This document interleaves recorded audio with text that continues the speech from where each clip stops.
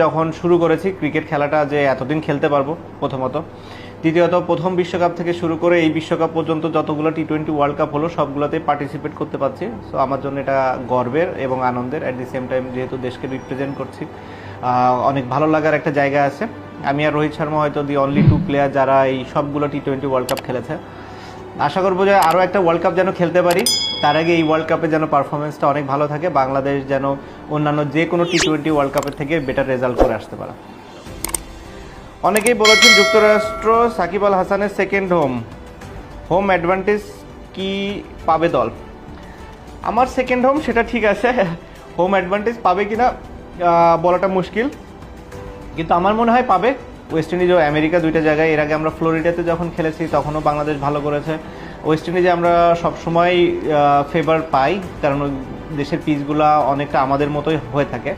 তো আমি আশা করছি যে দুই জায়গায় আমরা অ্যাডভান্টেজ পাবো। টি-20 ক্রিকেটকে শুরু থেকে দেখছি, এখন তো এটাই প্রাইম এক ফরম্যাট হয়ে দাঁড়িয়েছে। এই পরিবর্তন কিভাবে দেখি আমি? পরিবর্তনটা দেখি হচ্ছে যে আমার কাছে মনে হয় ওয়ানডেরই এক্সটেন্ডেড ভার্সন, হয়তো কাটেল ওভার হলে যেটা হতো সেটাই।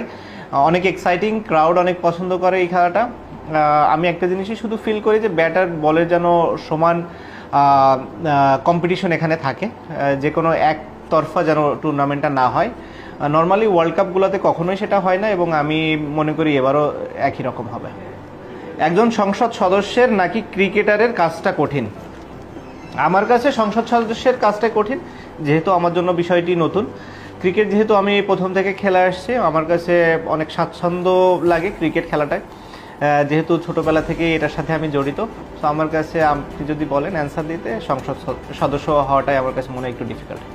প্রচুর বাংলাদেশি দর্শক সেখানে ওয়েট করছে, আশা করি তারা পূর্ণ সমর্থন দিবে আমাদেরকে, এবং তাদের এই সাপোর্টটা আমাদের কাজে আসবে এবং আমরা ভালো রেজাল্ট করতে সক্ষম হব।